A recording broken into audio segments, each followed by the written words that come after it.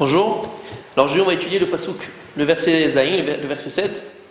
Il est écrit comme ça dans le verset. Donc comme on l'a ramené, Dieu dit à Yoshua, sois fort et vaillant, de garder toute la Torah que tu as reçue de ton maître Moshe Rabbeinu. Et c'est intéressant, le pasouk qui dit comme ça, Al tasum mimenu yamin usmol, et man taskil bechol asher telech.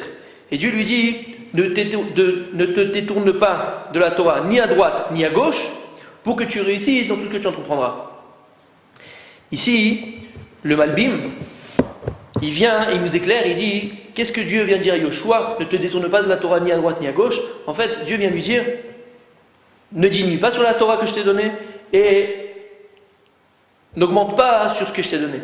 Ni ne diminue, ni ne rajoute sur la Torah que je t'ai donnée.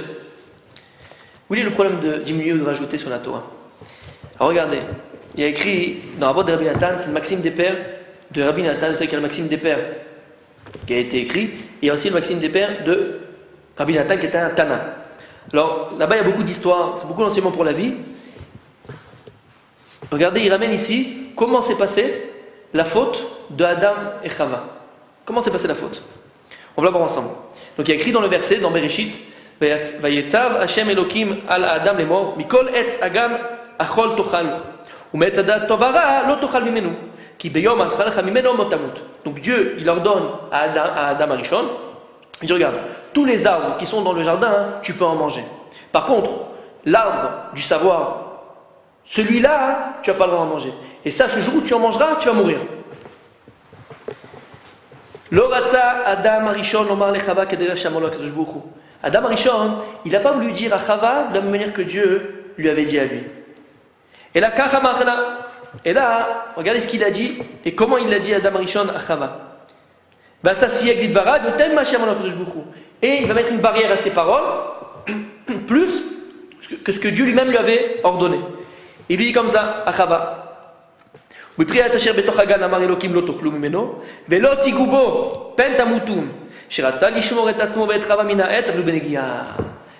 Adam Arishon, il est parti de bonne intention. Il a dit, regarde, il s'est dit, je vais mettre une barrière à ce que Dieu nous a ordonné. Quand il est parti dire à Chava, il lui a dit, c'est Chava, Dieu nous interdit de manger du fruit, et aussi on a parlé d'y toucher. Il a voulu donc mettre une barrière, ne pas arriver à la vera, pas arriver à transgresser l'ordre de Kodesh Baruch Hu.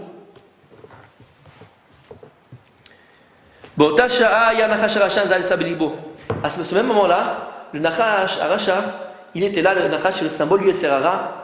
Il a vu ça, et il a dit, je vais aller faire tomber Chava. Puisque je ne peux pas faire tomber Adam Arishon, alors je vais faire tomber Chava. Pourquoi il ne peut pas faire tomber Adam Arishon? Parce que Adam, lui, savait très bien l'ordre véritable de Dieu. Tu n'as pas le droit d'en manger. Dieu n'avait jamais dit de ne pas le toucher. Donc il a dit, El Chava ne sait pas, je vais aller chez Chava et je vais faire tomber Chava. Il y a écrit ici, il s'est assis avec elle.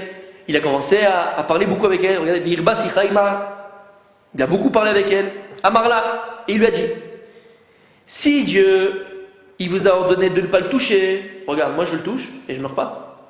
Alors même toi, si tu le touches, tu ne mourras pas.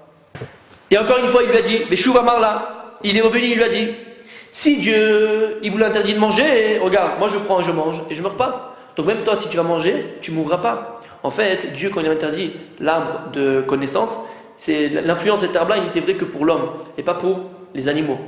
Sans rentrer dans les détails, parce que l'homme, il n'y a que lui qui a ce potentiel d'être, de devenir, alors que l'animal, il n'a aucun potentiel de savoir le bien et le mal. Donc lui, il pouvait en manger. Regardez ce qu'il y a écrit après, c'est à ça que je voulais arriver. Regardez ce qu'il y a écrit après. Quand Chava, il a vu que Bémet, vraiment, il a pris l'arbre, il a mangé du fruit, et il n'est pas mort. Regardez ce qu'elle a dit. Ici, pour laquelle il dit, qu'est-ce qu'elle s'est dit à ce moment-là, Chava, dans sa tête? Kol advarim shepagani Rabbi mitrila shekerem. Les filles she'en Chava kora le Adam Arishon mitrila le Rabbi. Miyad natla v'achla le Adam. Elle s'est dit à ce moment-là, elle a dit si c'est ça, c'est-à-dire que toutes les choses que mon mari, il a écrit quoi? Shepagani Rabbi. Parce que la Gemara, là, ici, il a écrit Rabbi. Elle appelait Adam Arishon à l'époque, elle appelait mon maître. Les gens vont dire, ouais, le bon vieux temps. On appelait son mari mon maître. C'était le bon vieux temps, ouais. Elle a dit, tout ce que mon mari m'a dit jusqu'à présent, c'est faux. Sheker. Qu'est-ce qu'elle a écrit tout de suite? Qu'est-ce qu'elle a fait? Elle a pris du fruit et elle a mangé. Où est le problème? Quelqu'un me posait la question, quand on avait étudié ça, hein, il m'a dit, oui, mais même les Chachamim, ils font des barrières à ce qu'ils disent. Ouais, ça va ou pas? Les Chachamim, ils font des barrières à ce qu'ils disent. Ils sont là, ils te disent attention, Shabbat, il y a plusieurs choses qui sont des rabbanan, donc c'est des barrières. Alors où est le problème? Même Adam Arishon, il a mis une barrière. Ce qu'il a dit, c'est bien, il n'y a pas de différence. Non, t'as pas compris. Le problème, il est que. Le problème n'est pas de rajouter. Le problème, c'est que quand tu rajoutes, il faut toujours t'expliquer. Le problème ici, c'est qu'Adam Arishon, il n'a pas expliqué ce qu'il a fait. Si Adam Arishon, il serait venu chez Chava, il lui dit Chava, regarde, Dieu, il nous a interdit simplement de ne pas manger du fruit. Nous, pour se garder de ce péché-là, pour ne pas arriver à le toucher, à s'y frotter, arriver à tomber, à le manger, alors nous, on va se mettre une autre barrière. On va dire même, on attend de l'y toucher. Maintenant, Dieu n'a pas interdit de toucher, mais nous, on va mettre une barrière. Si Adam Arishon, il serait venu avec cet état d'esprit, c'est-à-dire qu'il aurait expliqué à Chava le Nachash après. Il serait venu chez Chava, il aurait dit, tu sais, regarde, je touche et je ne meurs pas. Chava, il n'aurait même pas écouté. Il aurait dit, mais bien sûr, tu ne meurs pas. Dieu, il n'a pas dit qu'on n'a pas le droit de toucher, il a dit on a le droit de manger. Nous, on a mis une barrière, pour pas tomber, on a mis une barrière. On s'est dit, on ne va pas le toucher. Mais si Adam Rishon était arrivé avec cet état d'esprit, il aurait expliqué à Chava, donc le Nachash, il n'aurait rien pu faire contre Chava. Donc ici, tout le problème, il n'est pas de rajouter. Il est que Adam Rishon, il n'a pas expliqué ce qu'il faisait. Et ça, c'est un yesod, c'est un secret pour la vie par rapport à toutes les relations humaines, par rapport à l'éducation des enfants, par rapport à un rab et son talmid, un rab avec ses élèves, un homme avec sa femme. Vous savez, on va donner l'exemple dans l'éducation. Très souvent, par exemple, un enfant, il va voir quelqu'un qui est mechalel le Shabbat, qui est profane le Shabbat. Il allume la lumière Shabbat, il voit. Il a 5 ans, il ne comprend pas. Il dit, papa, regarde. L'erreur qu'il ne faut jamais faire, et que très souvent on peut faire, c'est quoi? De dire à son fils, oui, tu sais, mais ce monsieur-là, il lui arrive telle chose, il va lui arriver telle chose, il va voir ça, il va voir ça. Ton fils, il a 5 ans. Alors là, c'est vrai, il a 5 ans, son esprit n'est pas encore assez développé. Papa, il a dit, bon, il croit. Mais 5 ans plus tard ou 6 ans plus tard, il va avoir 11 ans, 12 ans. Il va devenir un peu plus mature, son esprit va s'ouvrir à la vie.